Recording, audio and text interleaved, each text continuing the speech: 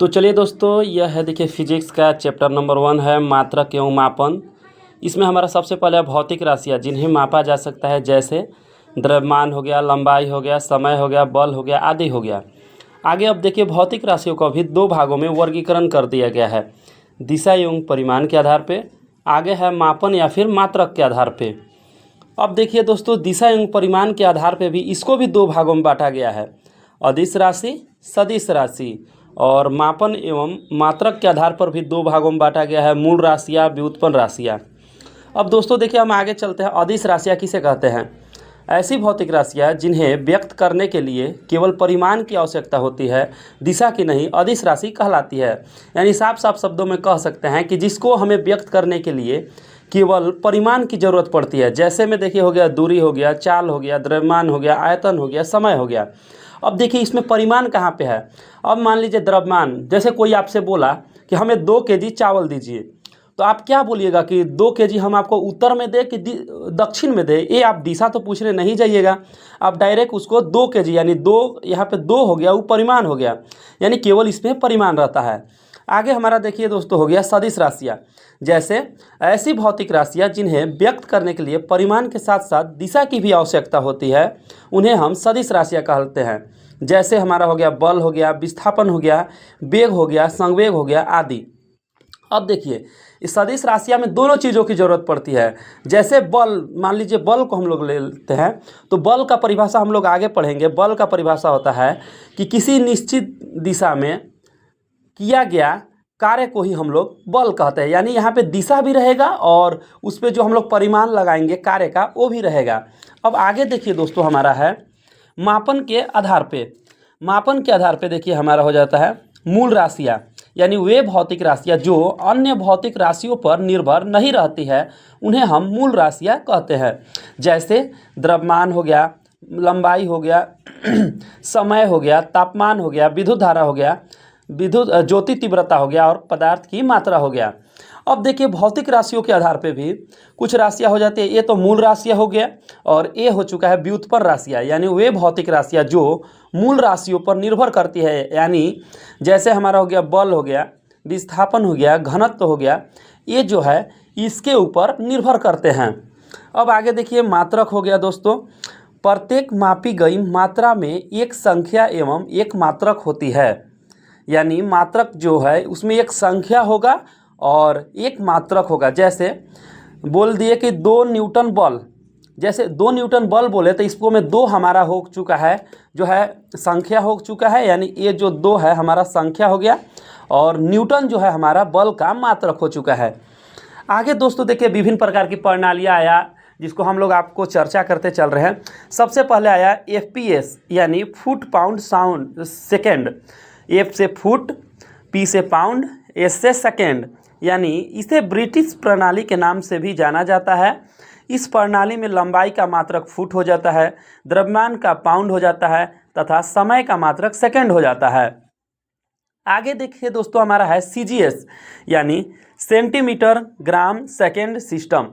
यानी इस प्रणाली में लंबाई का मात्रक सेंटीमीटर, द्रव्यमान का ग्राम हो जाता है तथा समय का सेकेंड हो जाता है। आगे हमारा देखिए दोस्तों हो जाता है MKS, यानी M से मीटर, K से किलोग्राम, S से सेकेंड। यानी यह प्रणाली में लंबाई का मात्रक मीटर हो जाएगा, द्रव्यमान का किलोग्राम तथा समय का सेकेंड हो जाता है। दोस्तों देखिए ये तो मात्रक अलग अलग जगह पे अलग अलग प्रणाली थे, लेकिन सभी को हमें एक जगह करने के लिए 1971 में SI यानी इंटरनेशनल सिस्टम यूनिट लाया गया था।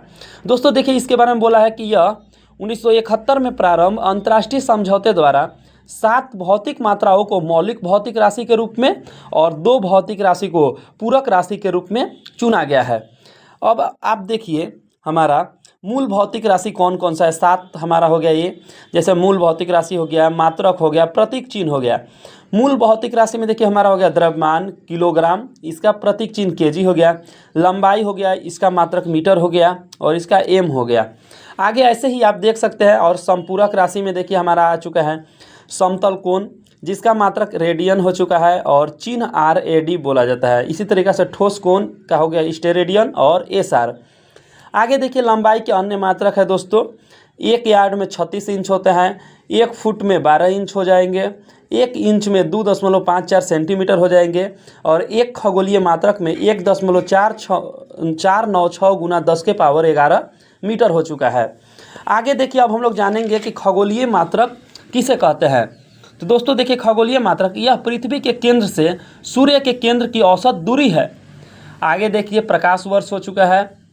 दोस्तों प्रकाश वर्ष यह प्रकाश द्वारा निर्वात में 1 वर्ष में तय की गई दूरी है और 1 प्रकाश वर्ष का मात्रक 9.46 गुना 10 के पावर 15 मीटर है।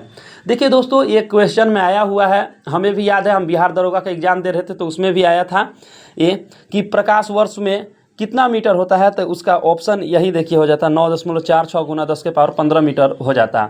अब देखिए, हालांकि लोगों को लगता है कि यह प्रकाश का मात्रक है, लेकिन यह हमारा दूरी का मात्रक हो जाता है। उसी प्रकार से 1 पारसेक बराबर 3.1 गुना 10 के पावर 16 मीटर हो जाता है। अब आगे देखिए कुछ महत्वपूर्ण प्रायोगिक इकाइयाँ, जैसे 1 माइक्रोन में 10 के पावर -6 मीटर हो जाएगा, 1 एंगस्ट्रॉन्ग में 10 के पावर -10 मीटर, 1 फर्मी में 10 के पावर -15 मीटर हो जाता है। अब भारी द्रव्यमान के लिए देखिए पूछ देगा कि 1 टन में कितना केजी, तो आपको बोलना है 100 केजी। 1 क्विंटल में सॉरी दोस्तों 1 टन में 1000 केजी और 1 क्विंटल में 100 केजी होता है। आगे देखिए आयतन के लिए है 1 मीटर क्यूब बराबर 1000 लीटर, 1 बैरल में 159 लीटर, 1 यूएस गैलन में 3.785 लीटर और 1 यूके गैलन में 4.566 लीटर होता है। आगे देखिए दोस्तों, बड़ा के मात्रक के रूप में उपसर्ग हो गया, संकेत हो गया, मान हो चुका है। शुरुआत हम देखिए करते हैं 10 के पावर 1 को बोला जाता है डेका, हेक्टो यानी 10 के पावर 2, किलो मतलब 10 के पावर 3 और इसी तरीक़े से फिर 3 के बाद 6 हो गया, 9 हो गया, 12 हो गया, इसी प्रकार से आगे बढ़ते जाएगा। अब देखिए यहाँ पे तो सब प्लस में है, अब यहाँ पे माइनस के रूप में 10 के पावर -1 के बोला जाएगा डेसी, 10 के पावर -2 के सेंटी, 10 के पावर -3 के मिली, इसी प्रकार से आगे बढ़ते जाएगा। आप देख सकते हैं ये काफ़ी महत्वपूर्ण है, इसको थोड़ा सा आप लोग देख लीजिएगा, हम आपको PDF भी प्रोवाइड कर देंगे। और अंत में देखिए कुछ महत्वपूर्ण मापक यंत्र है, जैसे अल्टीमीटर हो चुका है उड़ते विमान की ऊंचाई मापने के लिए, अमीटर होता है विद्युत धारा की मापता है, बैरोमीटर जो है हमारा वायुदाब को मापता है। इसी तरीक़े से आप इसको पढ़ लीजिएगा, क्योंकि प्रीवियस ईयर के जो क्वेश्चन आए हैं उसको हम इसके बाद क्वेश्चन को ही दे देंगे आप लोग को, अच्छा तरीक़ा से आप लोग कर लीजिएगा। तो दोस्तों ठीक है, ऐसे ही डेली आप जुड़ते रहिए और आपकी तैयारी के साथ साथ हम लोग दोनों साथ में मिलकर तैयारी करेंगे और एक अच्छे स्कोर की ओर हम लोग आगे बढ़ेंगे। ठीक है दोस्तों, थैंक यू।